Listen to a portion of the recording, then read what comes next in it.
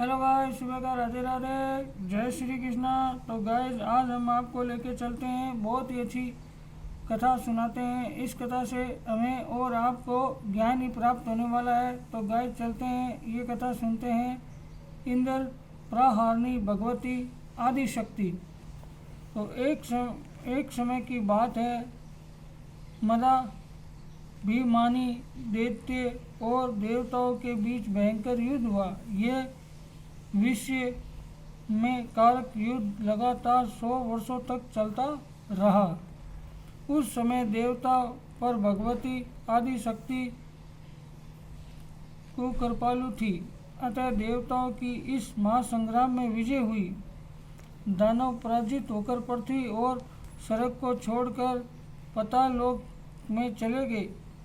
दैत्यों के पराजित हो जाने पर देवताओं के मन में अपार हर्ष हुआ। वह विजय के मद में चूर होकर सवस्त्र अपने पराक्रम का बखान करने लगे। देवताओं पर परम अनुग्रह करने तथा उनके अहंकार को नष्ट करने के लिए भगवती आदि शक्ति उनके समक्ष यक्ष के रूप में प्रकट हुई। उनका विग्रह करोड़ों सूर्यों के समान प्रकाशमान था।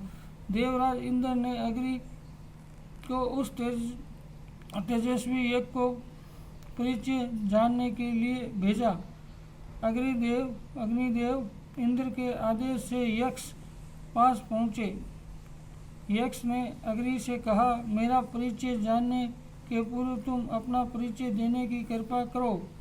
पहले ये बताओ कि तुम कौन हो और तुम में क्या पराक्रम है। इस पर अग्नि ने कहा, मैं जात वेदा अग्निदेव हूँ। अखिल विश्व को जला डालने की मुझमें शक्ति है। अग्नि के इस प्रकार कहने पर यक्ष ने उनके सामने एक त्रस रख दिया और कहा, यदि विश्व को जला डालने की तुम में शक्ति है तो पहले इस तृण को जलाकर दिखाओ।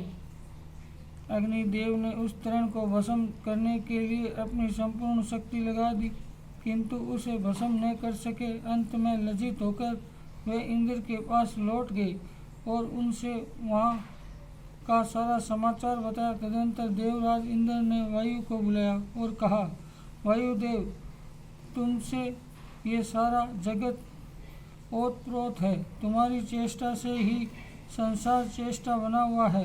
तुम ही प्राण रूप होकर अखिल प्राणियों का संचालन करते हो, अतः अब तुम ही जाकर इस यक्ष का पता लगाओ। इंद्र को अपनी प्रशंसा करते देख वायुदेव अभिमान से भर गए। वे तुरंत यक्ष के सन्निकट गए। उन्होंने यक्ष से कहा, मैं मात्र ऋषवा हूँ, मुझे लोग वायुदेव कहते हैं। मेरी चेष्टा से ही जगत के संपूर्ण व्यापार चलते हैं। यक्ष ने उनसे भी एक तृण को उड़ाने के लिए कहा और वायु ने अपनी संपूर्ण शक्ति लगाने के बाद उस तृण को हिला भी न सका तथा वह भी लज्जित होकर इंद्र के पास लौट गए। संपूर्ण देवताओं ने इंद्र से कहा, देवराज, आप हम लोगों के स्वामी हैं, अतः यक्ष के संबंध पूरी जानकारी प्राप्त करने के लिए आप ही प्रयत्न करें। अंत में देवराज इंद्र अभिमान से यक्ष सन्निकट गए, किंतु तेजस्वी यक्ष उसी क्षण अंतर्ध्यान हो गया।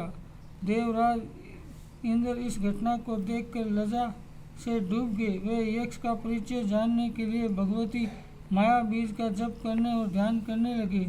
उनका अभिमान नष्ट हो गया। तदनंतर वर, पाश, अंकुश और अभय मुद्रा धारण किए हुए भगवती आदि शक्ति ने उन्हें दर्शन दिया।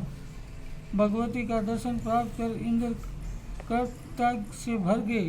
उन्होंने करुण स्वर भगवती की नाना प्रकार से स्तुति की और एक का परिचय बताने की प्रार्थना की। भगवती ने इंद्र से कहा, देवराज, मेरी शक्ति तुम लोगों ने दैत्यों पर विजय प्राप्त किया है। तुम लोग अभिमानवश मुझे श्रामित माया को भूल गए। तुम्हारी बुद्धि अहंकार से आवृत हो गई, अतः तुम अनुग्रह करने के लिए ही मेरा ही अनुरूप तेज यक्ष रूप प्रकट हुआ था। वस्तुतः यह मेरा ही रूप था।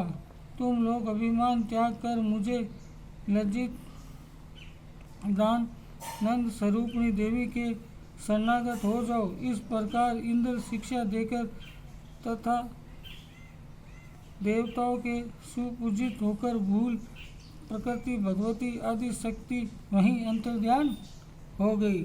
तो गाइस आज हमने आपको ये कथा सुनाई। इस कथा से हमें यही प्रेरणा मिलती है कि कभी भी हमें घमंड नहीं करना चाहिए किसी बात का, और भगवान की भक्ति करनी चाहिए। भगवान की भक्ति में ही बहुत बड़ी शक्ति है।